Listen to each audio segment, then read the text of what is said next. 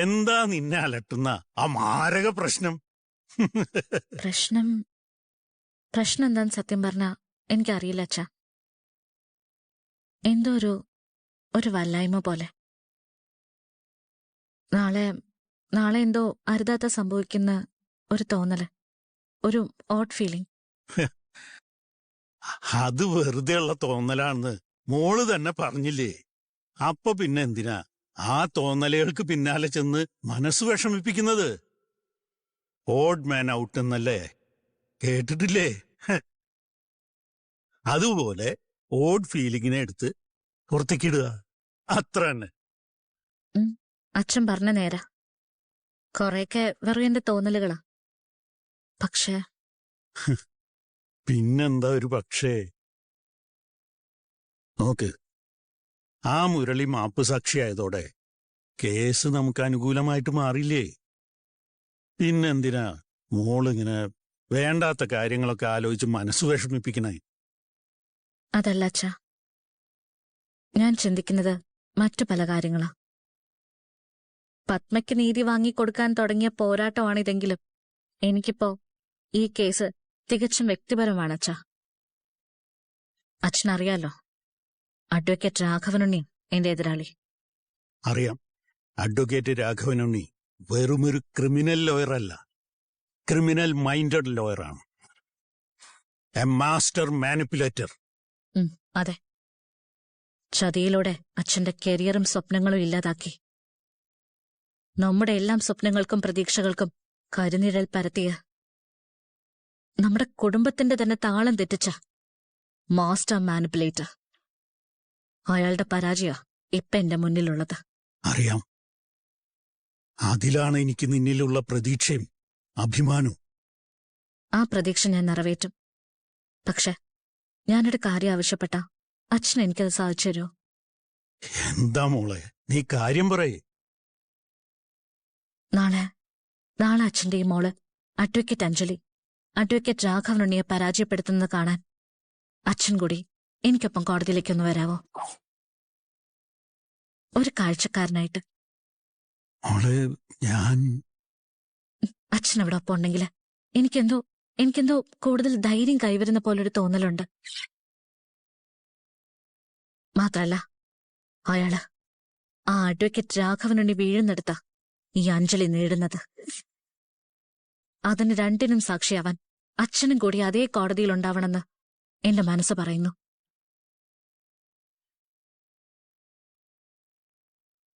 Please അച്ഛാ, പറ്റില്ലെന്ന് പറയരുത്.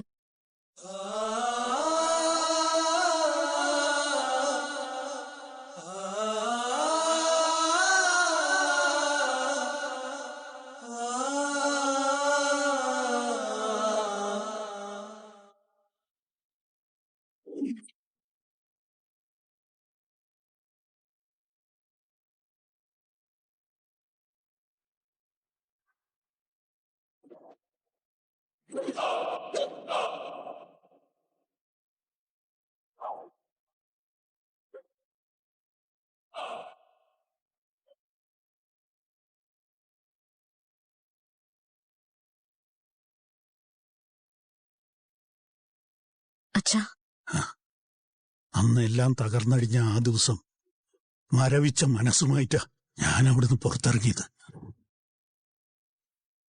അന്ന് ഞാൻ മനസ്സിൽ കുറിച്ചതാ, ഇനി അങ്ങോട്ടൊരു തിരിച്ചുപോക്കുണ്ടാവില്ലെന്ന്. പക്ഷേ ഞാനെല്ലാം അവസാനിപ്പിച്ചെടുത്തുന്നു. എന്റെ മോളൊരു പുതിയ തുടക്കം കുറിക്കുമ്പോ അതിന് സാക്ഷിയാവാൻ ഈ അഡ്വക്കേറ്റ് ശിവരാമകൃഷ്ണൻ വരണമെന്ന് എന്റെ മകൾ പറഞ്ഞാൽ ഞാൻ വരും. ജീവിതത്തിൽ തോൽവി എന്തെന്നറിയാത്ത അഡ്വക്കേറ്റ് രാഘവനുണ്ണി എന്റെ മകളുടെ മുമ്പിൽ തോറ്റു മടങ്ങുന്നത് കാണാൻ ഈ ശിവരാമകൃഷ്ണൻ വരും. എന്താ അതുപോലെ എന്റെ മോൾക്ക്? മതി അച്ഛാ, മതി.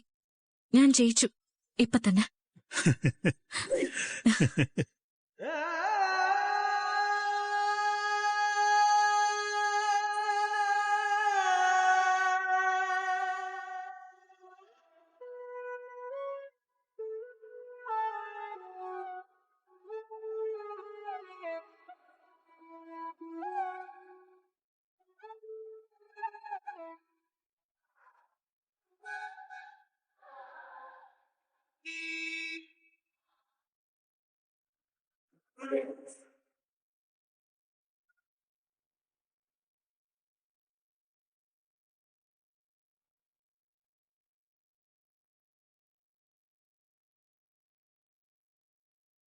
ആ കുറുപ്പേ പറയടോ. ഡോ, ആ റാസ്കല് മുരളിയുടെ മൊഴി നമുക്ക് കുരുക്കാവൂടോ രാഘവ? എനിക്ക് അത് ആലോചിച്ചിട്ട് വല്ലാത്തൊരു ടെൻഷൻ. മുരളിയുടെ കൂറുമാറ്റം മൊഴിയോ ഒക്കെ നമുക്കൊരു പ്രശ്നം തന്നെയാ. പക്ഷേ അതിനെ മറികടക്കാൻ ഞാൻ ചിലതൊക്കെ കണ്ടിട്ടുണ്ട്. അതുകൊണ്ട് അതേക്കുറിച്ച് ആലോചിച്ച് താൻ കൂടുതൽ തലമുണ്ടാക്കണ്ട. എനിക്ക് വാസ്തവത്തിൽ ആ പത്മപെണ്ണിന്റെ കാര്യത്തിലാണ് ടെൻഷൻ. എന്തായി? തന്റെ ആൾക്കാർ അവളെ പൊക്കാൻ പോയിട്ട് വല്ല തുമ്പും കിട്ടിയോ? ഏയ് ഇല്ലെന്നേ, നമ്മുടെ ആൾക്കാരിപ്പോഴും കളിയിക്കാവുള്ള തക്കല ബോർഡറിൽ തന്നെ ഉണ്ട്. അവളെ കുറിച്ച് ഒരു വിവരവും കിട്ടിയിട്ടില്ല. ആളിനെ എവിടെ വെച്ച് കണ്ടാലും അങ്ങ് തീർത്തേക്കാനാ ഞാൻ പറഞ്ഞിരിക്കുന്നത്. ആ അത് മതി. പിന്നെ മുരളിയുടെ കാര്യം കോടതിയിൽ ഞാൻ മാനേജ് ചെയ്തോളാം. പക്ഷേ പത്മ കോടതിയിൽ എത്തരുത്. അതായിരിക്കണം നമ്മുടെ ഫസ്റ്റ് പ്രയോറിറ്റി. താൻ കോടതി പരിസരത്ത് നമ്മുടെ ആൾക്കാരെയൊക്കെ ആവശ്യത്തിന് ഇട്ടിട്ടുണ്ടല്ലോ അല്ലേ? അതൊക്കെ ഞാൻ വേണ്ടതുപോലെ തന്നെ ചെയ്തിട്ടുണ്ട്. പക്ഷേ നമ്മൾ എന്തൊക്കെ ചെയ്താലും സൂപ്പർമാനെ പോലെ അവളെ രക്ഷിക്കാനായിട്ട് ഒരുത്ത മാനത്തൂന്ന് പറന്നു വരുമല്ലോ, തന്റെ മോൻ. അവനെങ്ങാനും വന്ന് ഇപ്രാവശ്യവും വല്ല പണിയും ഒപ്പിക്കുമെന്നാ എന്റെ പേടി. ഏയ് അക്കാര്യത്തിൽ തനിക്കൊരു പേടി വേണ്ട. അതിനുള്ള മരുന്നൊക്കെ നന്ദിനി പ്രയോഗിച്ചിട്ടുണ്ട്. നന്ദിനി? അല്ല, അത് പിന്നെ ഒരു പ്രശ്നവുമില്ല. അവൾ അതൊക്കെ വേണ്ട വിധം തന്നെ ചെയ്തിട്ടുണ്ട്. നമുക്ക് വിശ്വസിക്കാം. ആ ശരി ശരി, എന്നാ പിന്നെ താൻ ഫോൺ വെച്ചോ. കളിയിക്ക് അവളെന്ന് ഒരുത്തം വിളിക്കുന്നുണ്ട്. ഹലോ. ആ എന്തായി സേവിയറെ, എന്തെങ്കിലും വിവരം കിട്ടിയോ?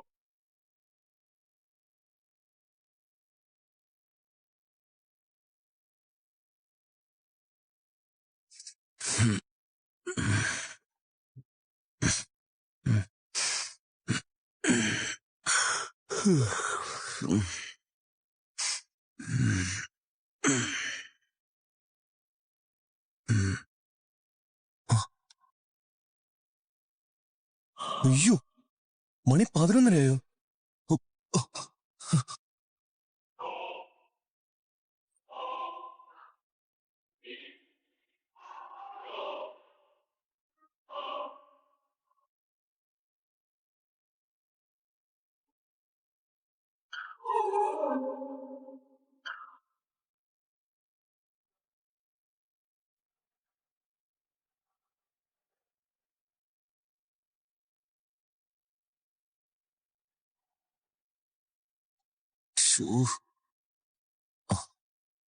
ചാവി കിട്ടി.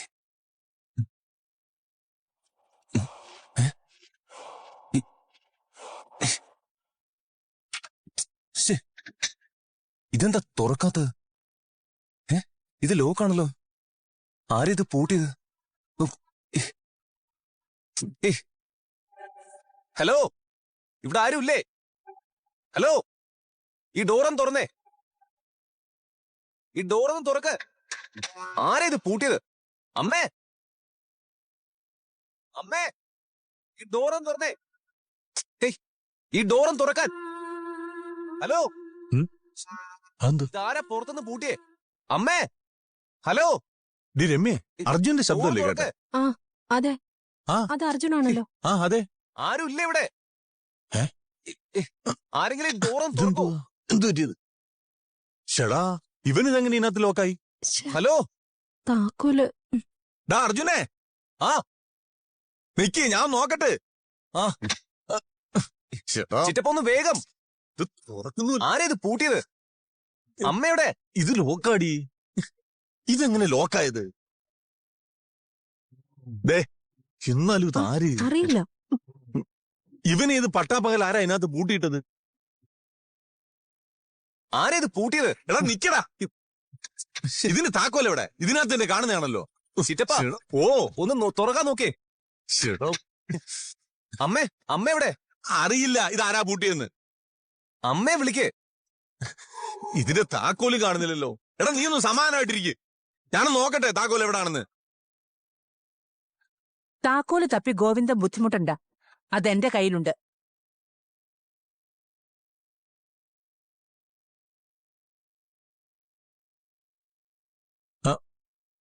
കേട്ടതിയാണോ ഇവനെ ഇതിനകത്തോട്ട് പൂട്ടിയെ? അതെ, അർജുൻ ഇന്ന് ഈ വീട് വിട്ട് പുറത്തു പോകാൻ പാടില്ല. കുറഞ്ഞ പക്ഷം കോടതി സമയം കഴിയുന്നതുവരെയെങ്കിലും. അത് അവന്റെ അച്ഛന്റെ തീരുമാനമാ. ഞാനത് നടപ്പിലാക്കിയെന്ന് മാത്രം. ചിറ്റപ്പ, അമ്മ വാതിൽ തുറക്കമ്മേ. അമ്മ എടതി ചുമ്മാ കളിക്കല്ലേ. ആ താക്കോലിങ് എടുത്തേ. ആ ചെറുക്കനകത്ത് കിടന്ന് കയറ് പൊട്ടിക്കുന്ന കേട്ടില്ലേ? അവൻ കയറ് പൊട്ടിക്കേണ്ട ഒരു കാര്യവുമില്ല. അത്യാവശ്യം ഉറക്കം കിട്ടാനുള്ള മരുന്ന് ഇന്നലെ രാത്രി തന്നെ അവന്റെ ഭക്ഷണത്തിൽ ചേർത്ത് കൊടുത്തിട്ടുണ്ട്. അമ്മേ, മരുന്നോ? വാതിൽ തുറക്ക്. അവിടെ കിടന്ന് ബഹളം വെക്കാതെ അവനോട് കുറച്ചു നേരം കൂടി കിടന്ന് ഉറങ്ങാൻ പറ. കൊച്ചച്ഛൻ പറഞ്ഞാൽ അവൻ കേൾക്കും. ദേ, ഈ താക്കോലും അവന്റെ ഫോണും എന്റെ കയ്യിൽ തന്നെ ഭദ്രമായിട്ടിരിക്കും. അവന്റെ അച്ഛൻ കോടതിയിൽ നിന്ന് വരുന്നത് വരെ. അമ്മേ, വാതിൽ തുറക്കമ്മേ. വെറുതെ ബഹളം ഉണ്ടാക്കി അവനോട് വാതിൽ പൊളിക്കണ്ടെന്ന് പറഞ്ഞേക്ക്. അമ്മേ, വാതിൽ തുറക്ക് പ്ലീസ്. എന്തുണ്ടെങ്കിലും നമുക്ക് സംസാരിക്കാം. അമ്മേ, വാതിൽ തുറക്കമ്മേ പ്ലീസ്. തൽക്കാലം വാതിൽ തുറക്കാൻ ഒരു നിർവാഹവും ഇല്ല. സോറി. അമ്മേ, ഞാൻ പറയുന്ന കേക്ക്. ഡോറൊന്ന് തുറന്നേ. എന്ത് അമ്മേ, ചേട്ടതി താക്കോല് എന്നിട്ട് പോ. എടതി താക്കോല് എന്നിട്ട് പോ. അമ്മേ, തുറക്കാൻ. എടാ എടാ ഏടത്തി പോയി. ഓ, നീ ഒന്ന് അടങ്ങ്.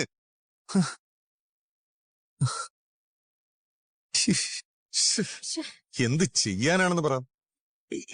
എന്തു ചെയ്യൂടി ഇത്? വേറെ എന്താ പ്രശ്നം? എന്തിനാ അർജുൻ കിടന്ന് ബഹളം വെക്കുന്നത്? ബെസ്റ്റ്.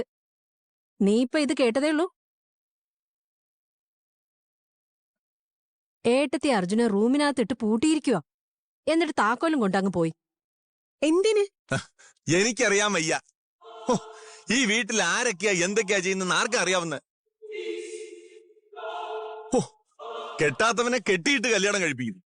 കോടതിയിൽ പോവാൻ നിൽക്കുന്നവനെ വീട്ടിൽ പൂട്ടിയിട്ട് പീഡിപ്പിക്കുന്നു. എന്തൊക്കെ കാണണം എന്റെ ഈശ്വരാ. വല്ലാത്ത കഷ്ടം തന്നെ. അമ്മേ, അമ്മേ.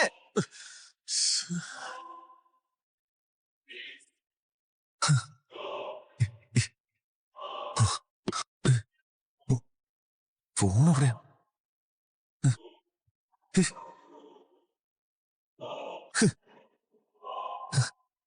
എന്റെ മൊബൈൽ ഇവിടെ കാണുന്നില്ലല്ലോ. എന്റെ മൊബൈൽ എവിടെ? ചിറ്റപ്പ, ഓ, എന്റെ മൊബൈൽ എവിടെ? എടാ അതൊക്കെ നിന്റെ അമ്മ കസ്റ്റഡിയിൽ എടുത്ത് വെച്ചിരിക്കുക. നീ അവിടെ കിടന്ന് വെറുതെ എരിപിരി സഞ്ചാരം കൊള്ളണ്ട. ഇതേതാണ്ട് ഏട്ടനും ഏട്ടത്തെയും കൂടെ തീരുമാനിച്ചുറപ്പിച്ച മട്ട. അമ്മേ,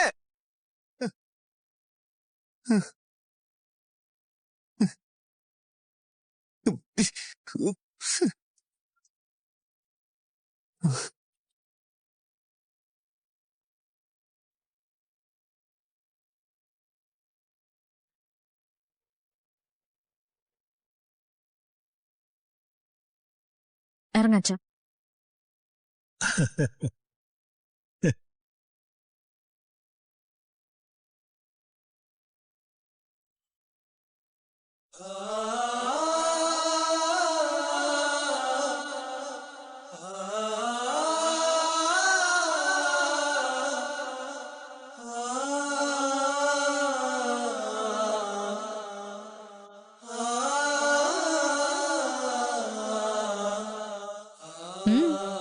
പഴയ ഓർമ്മകൾ അയവിറക്കാണോ ശിവരാമകൃഷ്ണൻ വക്കീൽ അദ്ദേഹം? ആ ഇതിപ്പോ കൊല്ലം കുറച്ചായില്ലേ മോളെ.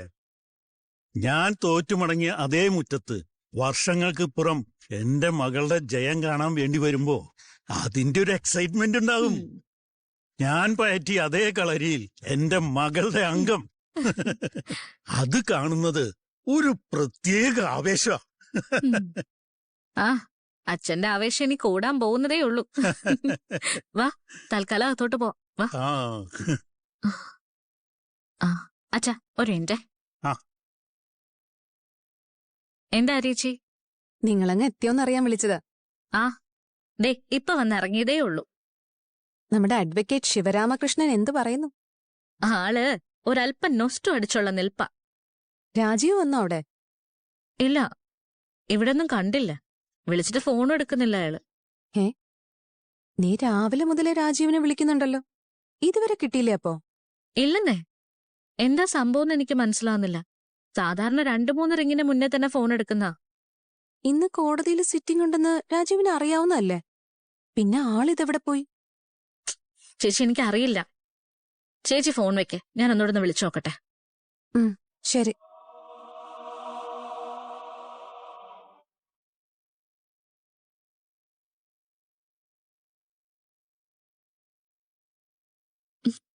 ഛെ.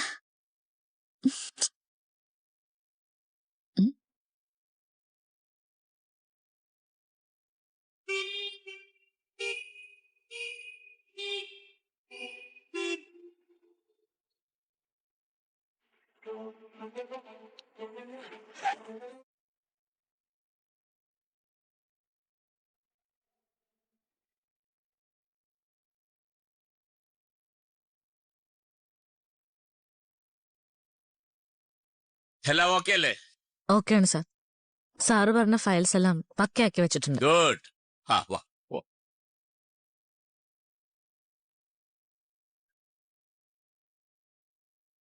എടോ രാഘവനുണ്ണി,